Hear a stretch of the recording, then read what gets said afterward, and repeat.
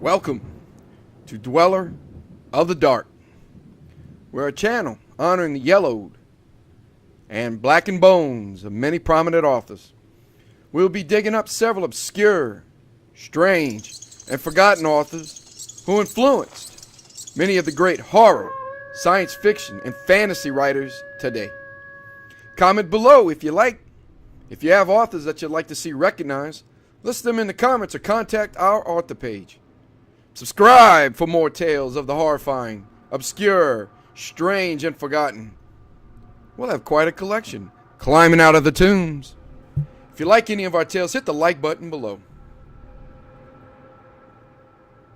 You can find us on Facebook at Jeffrey LeBlanc Horror Writer, on our official website, jeffreyleblanc.com, on Amazon and Twitter at Jeffrey J. LeBlanc.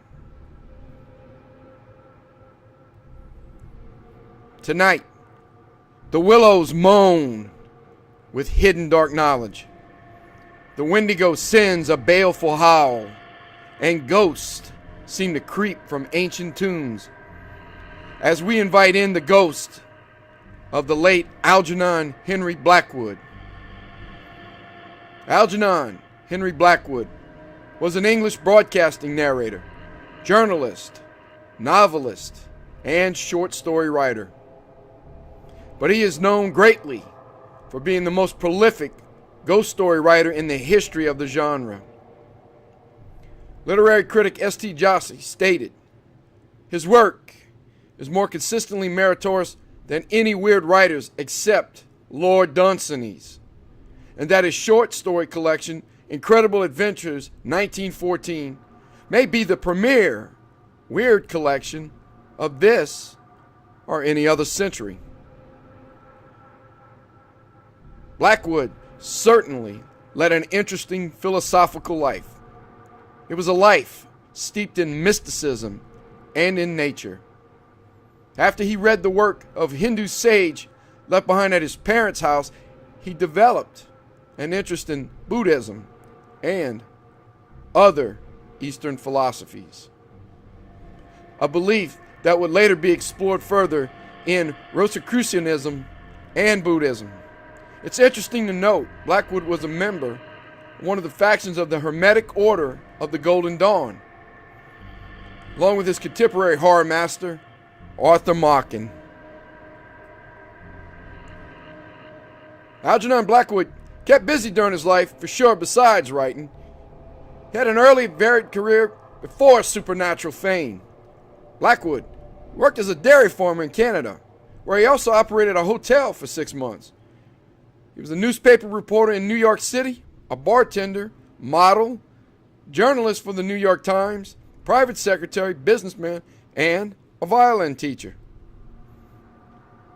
Two of the most chilling tales we recommend from Algernon Blackwood, besides tonight's feature, are the Wendigo and the Willows. We will be featuring those on the channel soon. The Dance of Death is a short story by Algernon Blackwood, published in 1928. The story focuses on Mr. Brown, a young man who attends a dance after receiving some troubling news. He meets a strange woman who becomes his dance partner. Who is the strange woman our Mr. Brown has met? Will the strange woman save the last dance for our young friend?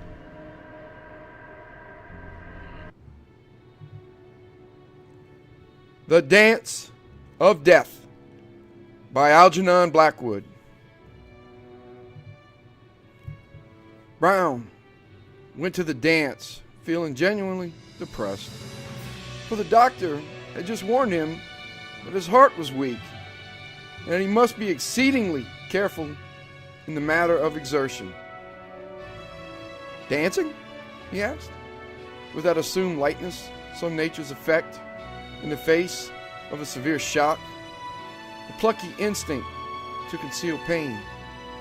"Well, in moderation, perhaps," hummed the doctor. "Not wildly," he added, with a smile that betrayed something more than mere professional sympathy.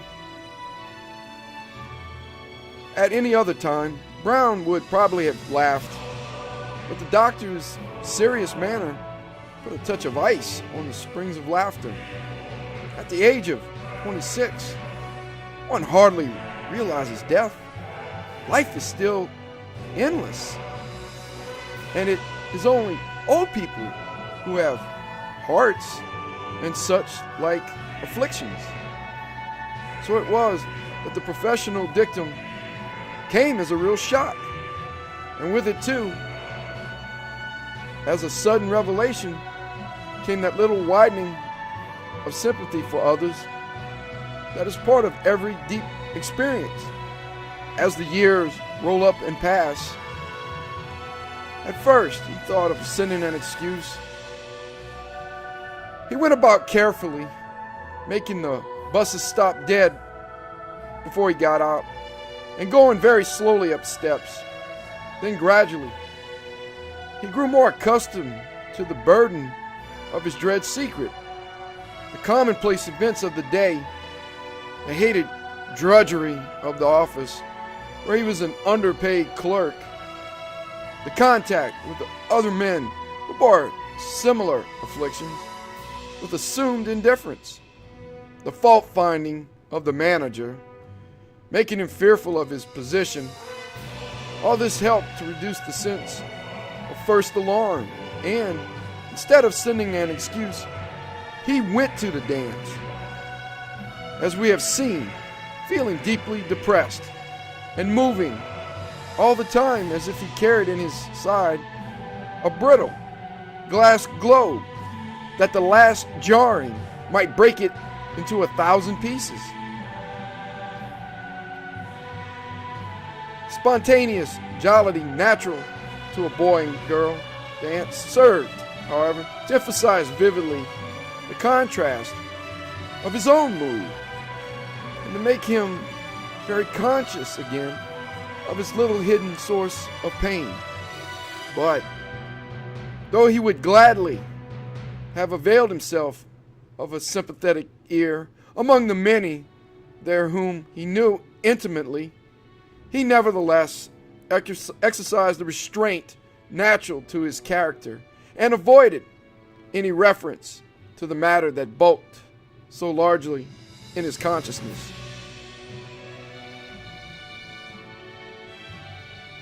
Once or twice he was tempted, but a prevision of the probable conversation that would ensue stopped him always in time. "Oh, I am so sorry, Mr. Brown, and you mustn't dance too hard, you know?" And then his careless laugh as he remarked that it didn't matter a bit, and his little joke as he whirled his partner off for another spin.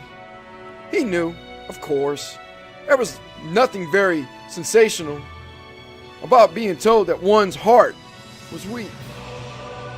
Even the doctor had smiled a little, and he now recalled more than one acquaintance who had the same trouble and made light of it. Yet it sounded in Brown's life a note of profound and sinister gloom. It snatched beyond his reach at one fell swoop all that he most loved and enjoyed, destroying 1,000 dreams and painting the future a dull, drab color without hope. He was an idealist at heart, hating the sordid routine of the life he led as a business underling. His dreams were of the open air, of mountains, forests, and great plains, of the sea, and of the lonely places of the world. Wind and rain spoke intimately to his soul, and the storms of heaven, as he heard them raging at night round his high room in Bloomsbury, stirred savage yearnings that haunted him for days afterwards with the voices of the desert. Sometimes, during the lunch hour, when he escaped temporarily from the artificial light and close air of his high office stool to see the white clouds sailing by overhead and to hear the wind singing in the wires, It set such a fever in his blood that for the remainder of the afternoon he found it impossible to concentrate on his work, and thus exasperated the loud-voiced manager almost to madness. Having no expectations and absolutely no practical business ability, he was fortunate, however, in having a place at all, and the hard fact that promotion was unlikely made him all the more careful to keep his dreams in their place, to do his work as well as possible, and to save what little he could. His holidays were the only points of light in an otherwise dreary existence, and one day, when he should have saved enough, he looked forward vaguely to a life close to nature. Perhaps a shepherd on 100 hills, a dweller in the woods, within sound of his beloved trees and water, where the smell of the earth and campfire would be ever in his nostrils, and the running stream always ready to bear his boat swiftly away into happiness. And now, the knowledge that he had a weak heart came to spoil everything. It shook his dream to the very foundations. It depressed him utterly. Any moment, the blow might fall. It might catch him in the water, swimming, or halfway up the mountain, or midway in one of his lonely tramps. Just when his enjoyment depended most upon his being reckless and forgetful of bodily limitations. That freedom of the spirit in the wilderness he so loved. He might even be forced to spend his holiday, to say nothing of the dream of the far future, in some farmhouse, quietly, instead of gloriously in the untrodden wilds. The thought made him angry with pain.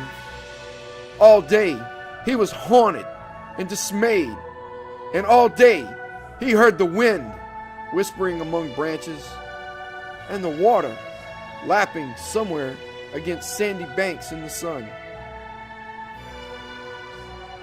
The dance was a small subscription affair, hastily arranged and happily informal. It took place in a large hall that was used in the daytime as a gymnasium, but the floor was good and the music more than good. Foils and helmets hung around the walls, and high up under the brown rafters were ropes, rings, and trapezes coiled away out of reach, their unsightliness further concealed by an array of brightly colored flags. Only the light was not of the best, for the hall was very long, and the gallery at the far end loomed in a sort of twilight that was further deepened by the shadows of the flags overhead.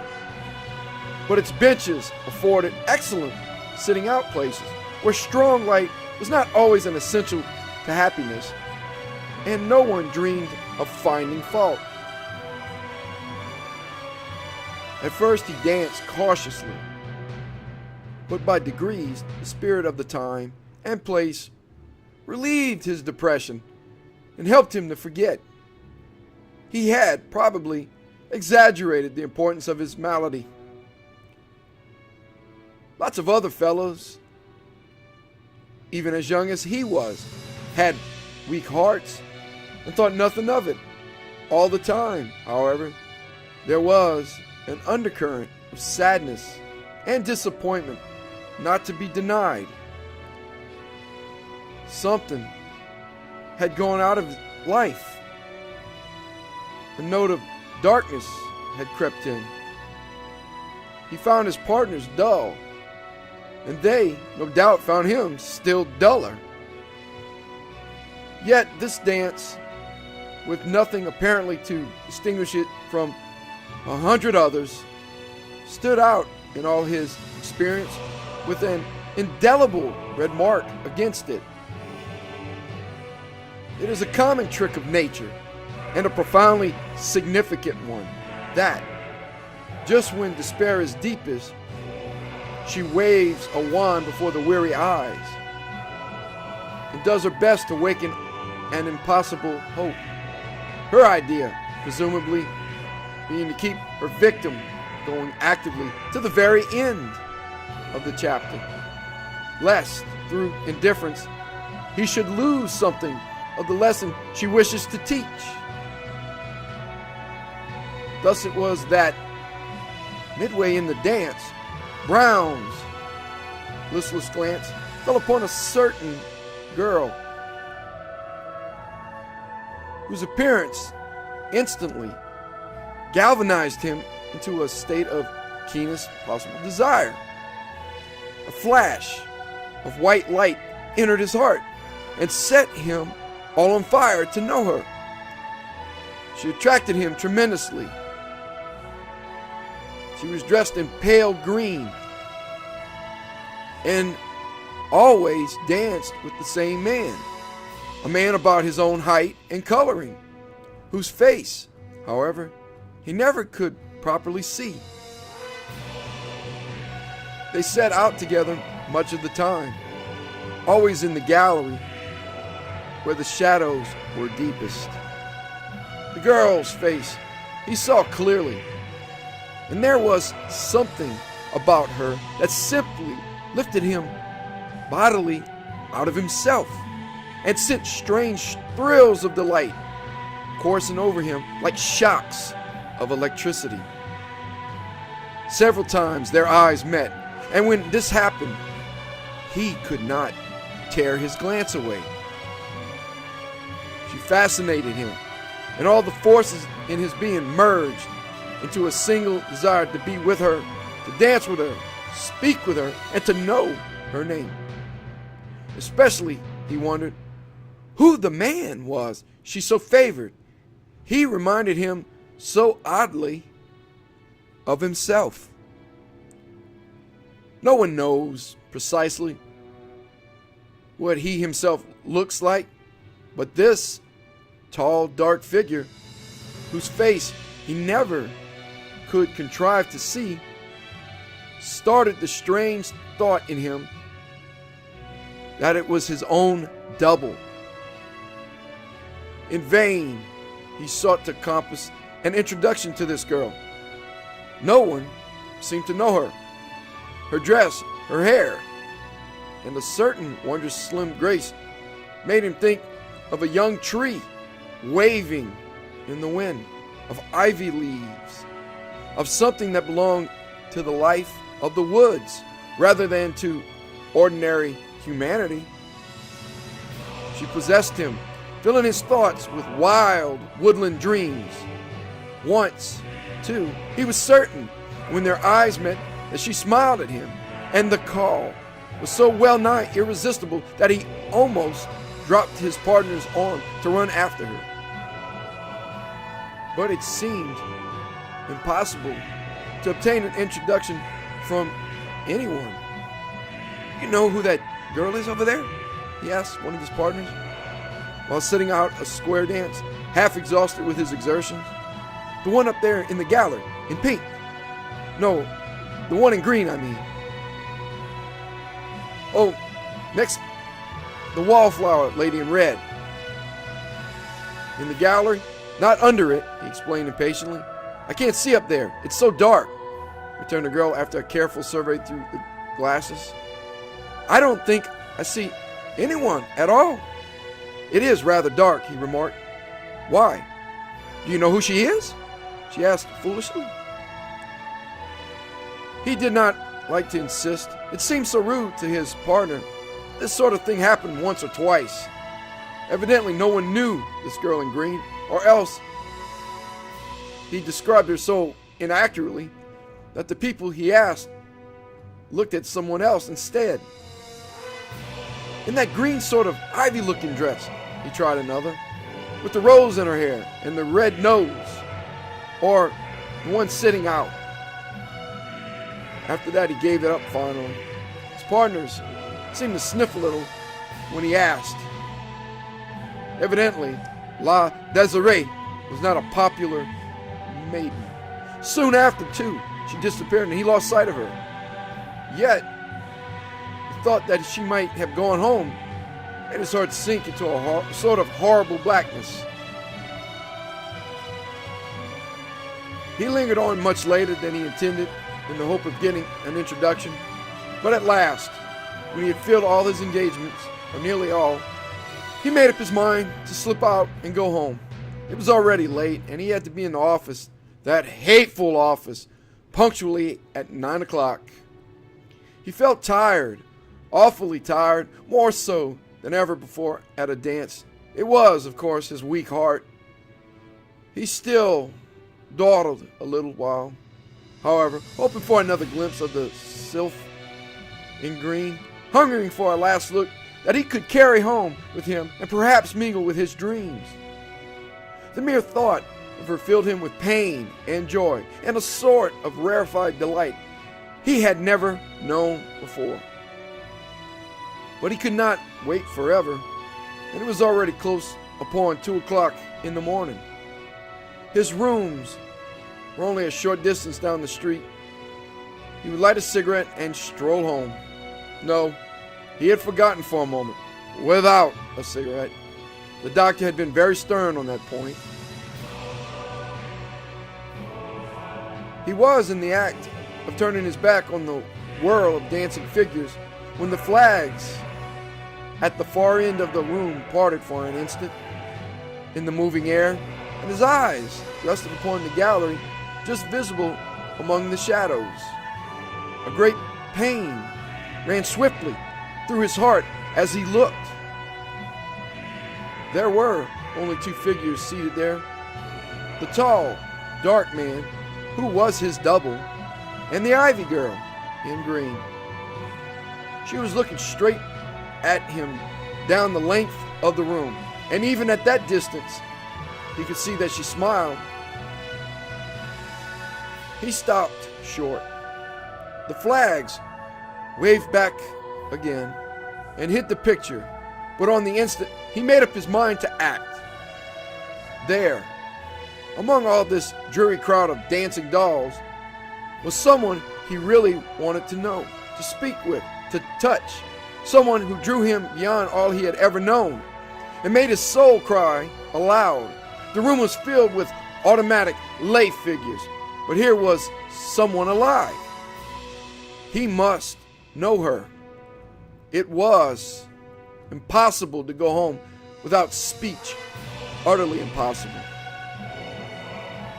A fresh stab of pain, worse than the first, gave him a momentary pause. He leant against the wall for an instant, just under the clock, where the hands pointed to 2, waiting for the swooning blackness to go. Then he passed on, disregarding it utterly. It supplied him, in truth, with the extra little impetus he needed to set the will into vigorous action. For it reminded him forcibly of what might happen. His time might be short. He had known few enough of the good things of life. He would seize what he could. He had no introduction, but to the devil with the conventions. The risk was nothing.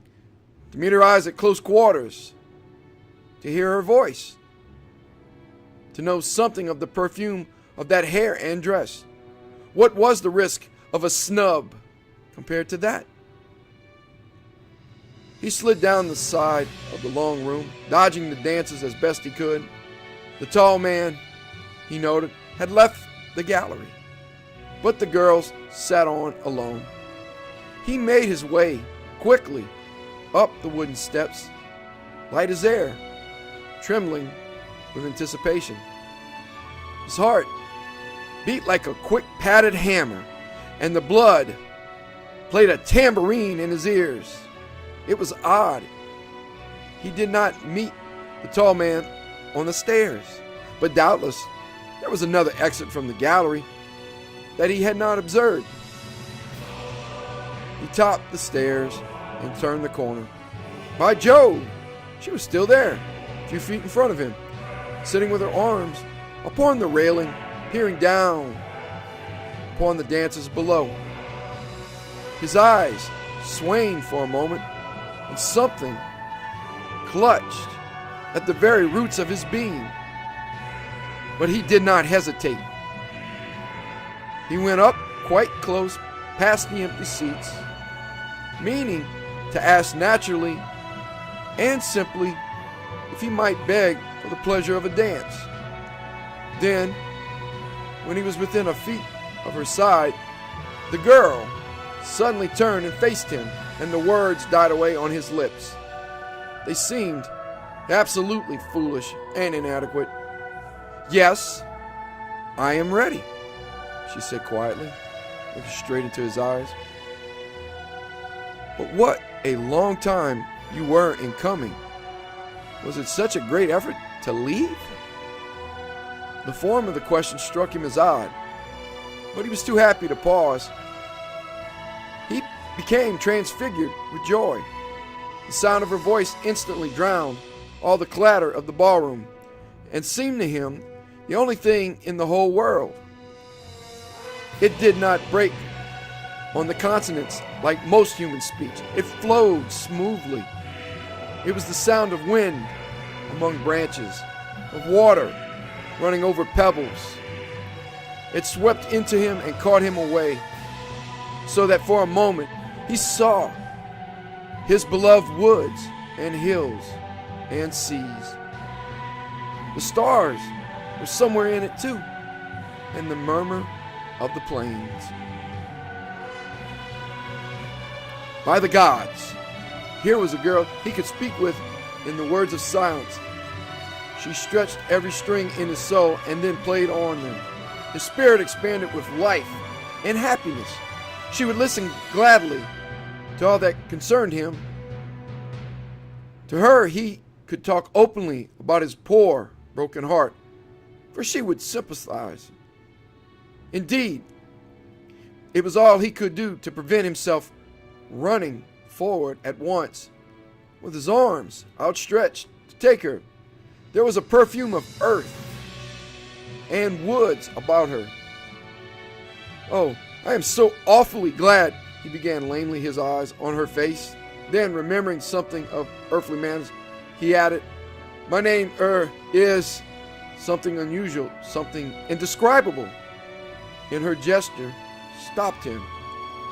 She had moved to give him space at her side. "Your name?" she laughed, drawing her green skirt with a soft rustle like leaves along the bench to make room.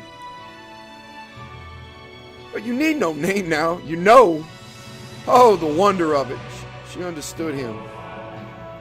He sat down with a feeling that he had been flying in a free wind and was resting among the tops of trees. The room faded out temporarily. "But my name, if you like to know, is Isidie," she said, still smiling. "Miss Isidie?" he stammered, making another attempt at the forms of worldly politeness. "Not Miss Isidie," she laughed aloud merrily. It surely was the sound of wind in poplars. "Isidie is my first name, so if you call me anything, you must call me that." The name was pure music in his ears, but though he blundered about in his memory to find his own, it had utterly vanished. For the life of him, he could not recollect what his friends called him. He stared a moment, vaguely wondering, almost beside himself with delight. No other girls he had known. Ye heavens above! There were no longer any other girls. He had never known any other girl than this one. Here was his universe, framed in a green dress, with a voice of sea and wind, eyes like the sun, and movements of bending grasses. All else was mere shadow and fantasy. For the first time in his existence, he was alive, and knew that he was alive. I was sure you would come to me, she was saying. You couldn't help yourself. Her eyes were always on his face. I was afraid at first. But your thoughts, she interrupted softly, your thoughts were up here with me all the time. You knew that? He cried, delighted. I felt them, she replied simply. You kept me company, for I have been alone here all the evening. I know no one else here yet. Her words amazed him. He was just going to ask who the tall, dark man was when he saw that she was rising to her feet and that she wanted to dance. But my heart, he stammered. It won't hurt your poor heart to dance with me, you know, she laughed. You may trust me. I shall know how to take care of it. Brown felt simply ecstatic. It was too wonderful to be true. It was impossible. This meeting in London at an ordinary dull dance in the 20th century. He would wake up presently from a dream of silver and gold.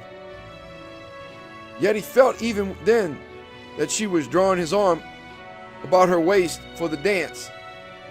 And with that first magical touch, he almost lost consciousness and passed with her into a state of pure spirit.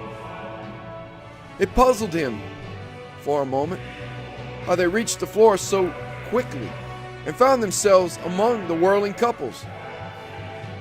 He had no recollection of coming down the stairs, but meanwhile, he was dancing on wings, and the girl in green beside him seemed to fly too.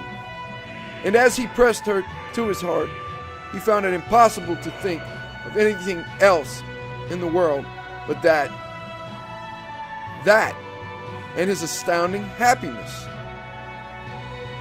And the music was within them rather than without.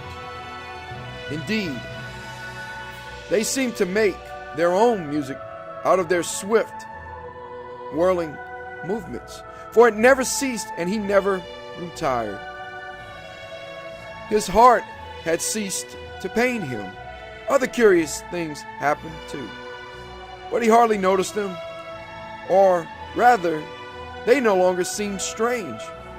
In that crowded ballroom, they never once touched other people. His partner required no steering. She made no sound. Then suddenly he realized that his own feet made no sound either. They skimmed the floor with noiseless feet like spirits dancing. No one else appeared to take the least notice of them. Most of the faces seemed, indeed, strange to him now, as though he had not seen them before. But once or twice he could have sworn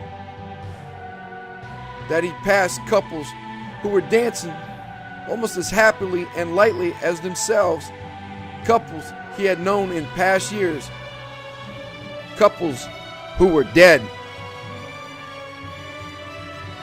Gradually, the room emptied of its original comers, and others filled their places silently, with airy, graceful movements and happy faces, till the whole floor at length was covered with the soundless feet and whirling forms of those who had already left the world. And as the artificial light faded away, there came in its place a soft, white light that filled the room with beauty and made all the faces look radiant. And once, as they skimmed past a mirror, he saw that the girl beside him was not there, that he seemed to be dancing alone, clasping no one. Yet when he glanced down, there was her magical face at his shoulder, and he felt her little form pressing up against him. Such dancing, too, he had never even dreamed about, for it was like swinging with the treetops in the winds. Then they danced farther out, ever swifter and swifter, past the shadows beneath the gallery, under the motionless hanging flags, and out into the night. The walls were behind them. They were off their feet, and the wind was in their hair. They were rising, rising, rising toward the stars. He felt the cool air of the open sky on his cheeks, and when he looked down as they cleared the summit of the dark lying hills, he saw that Isity had melted away into himself, and they had become one being. And he knew then that his heart would never pain him again on earth, or cause him to fear for any of his beloved dreams.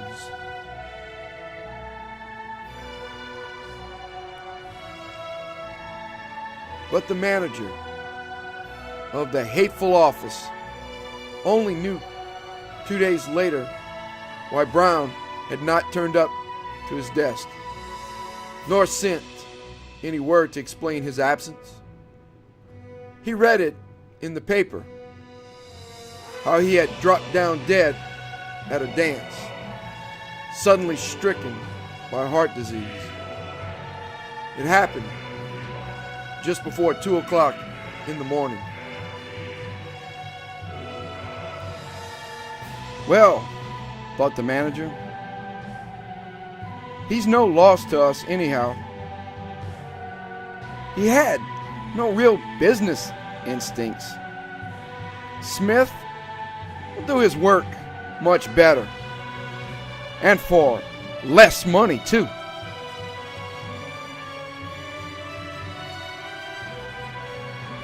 Thank you for listening. Have a good night.